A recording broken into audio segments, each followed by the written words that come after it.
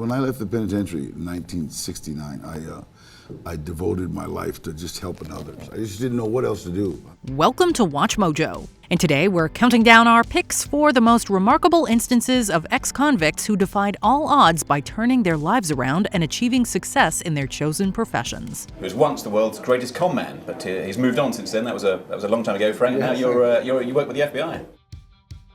Number 20, Larry J. Levine. I'm joined now by Larry Levine. He spent 10 years as a federal inmate at multiple security levels, and he's now the director and founder of Wall Street Prison Consultants. We've all heard the popular quote, "When life gives you lemons, make lemonade." Perhaps no one took that saying quite as seriously as Larry J. Levine. In 1998, Levine was convicted of a slew of crimes including racketeering, securities fraud, obstruction of justice, and narcotics trafficking. As a result, he spent nearly a decade in prison, only regaining his freedom in 2007. After his release, Levine decided to capitalize on his experience. He founded Wall Street Prison Consultants, aimed at advising convicted white-collar criminals on how to navigate life in prison. His clientele typically consists of bankers, Wall Street executives, and individuals convicted of fraud or narcotics offenses. However, he draws a line at assisting particularly violent criminals. If you walk in front of somebody, say, "Excuse me."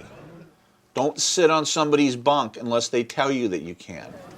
Don't become confrontational. Number 19, Booker T. Today, he's one of the most respected professional wrestlers of all time, boasting 6 world championship titles. But Booker T's journey to this pinnacle was far from rosy. The wrestler had a rough upbringing, having lost both of his parents at a young age. In 1987, Booker was arrested alongside some of his friends for robbing several Wendy's restaurants in Houston, Texas. That ride from 45 and 610 to downtown Houston to the county jail, that was the longest ride I ever had. Booker was an employee of Wendy's at the time and would carry out the crimes while dressed in his uniform. He pleaded guilty to 2 counts of aggravated robbery and served 19 months in prison. While still on parole, Booker enrolled in a wrestling school and quickly realized that was his true calling. I don't think I was ever asked one time what I want to be when I grow up as a kid. I don't think I was ever asked that once. Number 18, Larry Lawton. I robbed over 20 stores and I had a hell of a run. If you ask Larry Lawton, he'd tell you he was the biggest jewel thief in America in the 1980s and 90s. And there is substantial evidence to support that. Lawton was involved in a string of robberies along the Atlantic seaboard, amassing around $15 to $18 million worth of jewelry. He was finally arrested by the FBI in 1996 and spent 11 years in prison for racketeering and robbery.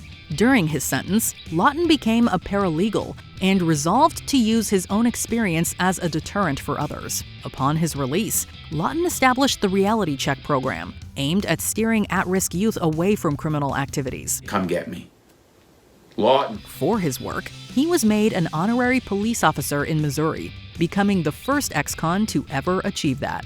Number 17, Nigel Milsom. Nigel Milsom was once seen as one of Australia's most promising painters. He earned an MFA from the University of New South Wales in 2002, and a decade later won the highly coveted Solman Prize for one of his paintings. However, his trajectory was marred by mental health issues and substance use disorder. In 2012, while intoxicated, Milsom robbed a 7-Eleven and was sentenced to 6.5 years in prison. He was my barrister when I got arrested for armed robbery with a mate of mine.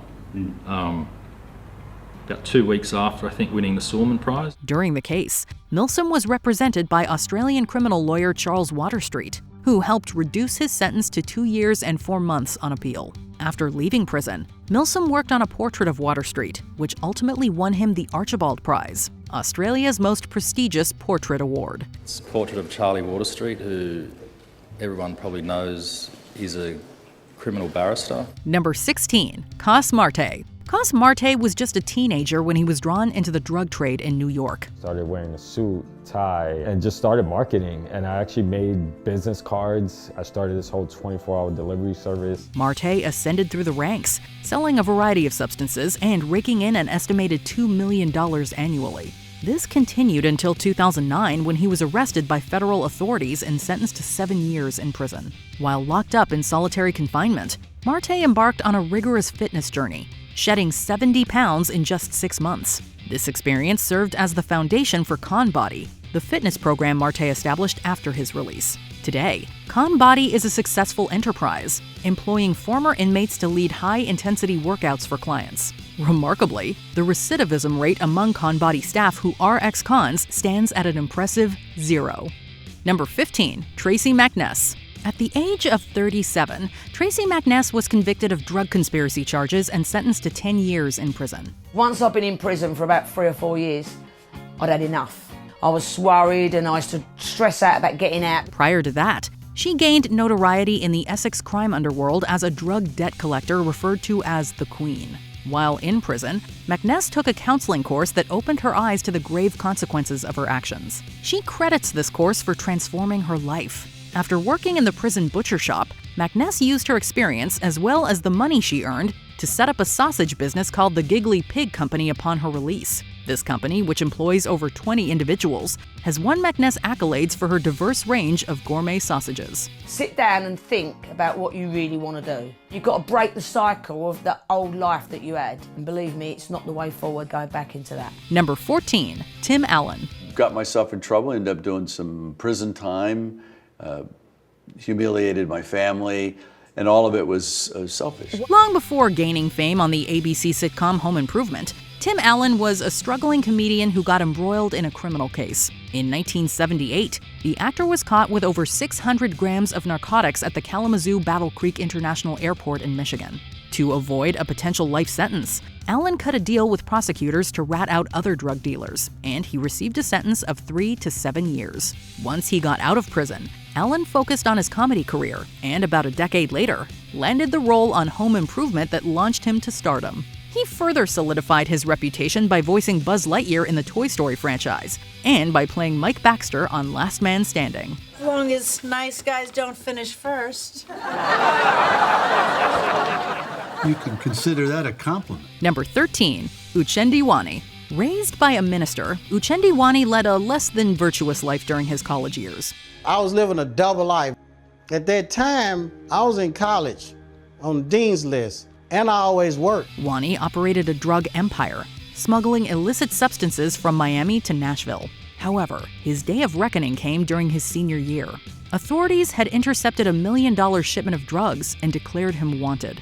Wani ultimately turned himself in and received a sentence of 6.5 months at a federal boot camp. He managed to finish his studies after his release and capitalized on the one skill he had, cutting hair. I saved my money, lived below my means. I'm cutting hair at the halfway house, and then I started cutting hair at a barbershop. I ended up buying a barbershop. In 1998, Wani established his own barbershop and school, which quickly took off. These days, he's also a motivational speaker, traveling the country to share his story and inspire others to learn from his mistakes.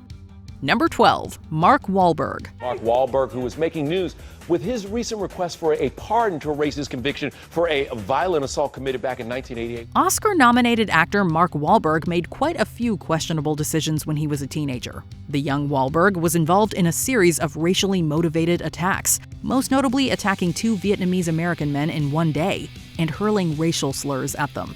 Wahlberg was initially arrested for attempted murder, but he later pleaded guilty to felony assault and served 45 days of a 3-month jail sentence. However, the actor managed to turn his life around in his later years. He made his big screen debut in the mid-90s and quickly rose to stardom by the end of that decade. Not only has he earned multiple accolades and nominations since, but he was also the world's highest-paid actor in 2017. I want to make sure that I am very clear, because whatever personal security you presently enjoy comes from me. Number 11, Greg Mathis. The life of Judge Greg Mathis is one that essentially came full circle. Early on, Mathis faced numerous arrests as a juvenile delinquent and later served 9 months in adult jail on a concealed weapons charge. 17 years old, you were arrested, ended up in juvenile.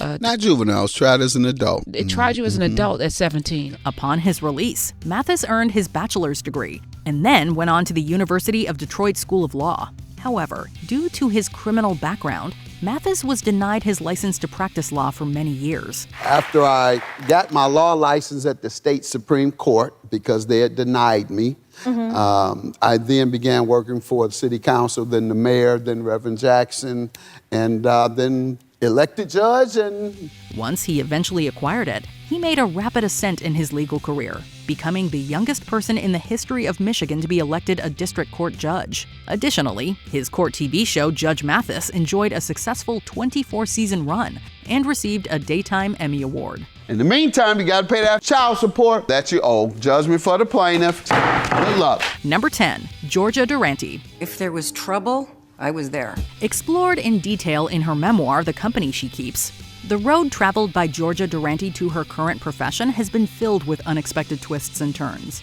As a young woman, her interest in danger made her a regular at a mafia-owned club in NYC. After a shooting, Durante was ordered to take the victim to the hospital, proving herself to be an excellent driver in the process. Before she knew it, this unlikely speed demon was a mafia getaway driver and married to a mafioso. She eventually escaped the life and made a name for herself in the stunt driving world, becoming one of the industry's top drivers. I felt this big weight being lifted. Number 9. Paul Karsten Fautek. Therapist, is that it? For Paul Fautek, a stay in a federal pen was a pretty serious wake-up call. Having started his criminal career at the tender age of 13, he had a diverse resume that included counterfeiting, burglary, car theft, and illegally smuggling his Mexican wife into the United States. I made a decision that my career was going to be crime. Upon his release, he began visiting a therapist who not only helped him to better comprehend his own criminal inclinations, but also to discover his future career, psychology. Starting with a GED, he entered a master's program, eventually earning his doctorate and a presidential pardon,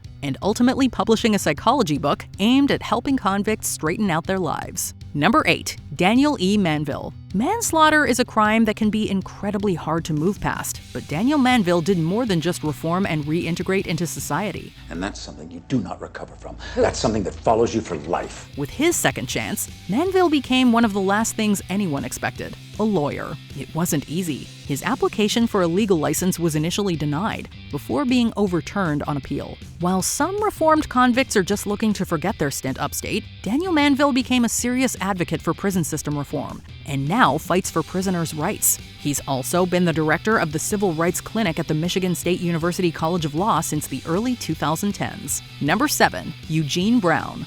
For Eugene Brown, a failed bank robbery at the age of 20 earned him an 18-year prison sentence. 7 year here, 8 year here. For many individuals, that might as well be a life sentence, dashing any hope of a real future. But not for Brown. In prison, he mastered the game of chess and came out a truly changed man. He founded the Big Chair Chess Club, a youth program that teaches kids and teens to always, quote, think before you move. His inspiring story of redemption and community spirit was even adapted into a film, Life of a King. People find healing in stories like this. Number 6. Jeff Henderson. Where I didn't get arrested, I got rescued. Sometimes it takes hitting rock bottom to find what you're meant to do in life. Jeff Henderson, who was since named Las Vegas Chef of the Year in 2001, may have never found his true calling had he not done hard time. After being arrested for dealing illegal substances, he spent 10 years in prison, where he honed his cooking skills working kitchen duty. Upon his release, he worked his way up the cutthroat world of professional cooking. I eat everything from the snooty to the booty, let me tell you. Now, I can't eat a lot of this stuff. He's since married, had kids, written a best-selling memoir entitled Cooked, and starred in multiple television shows.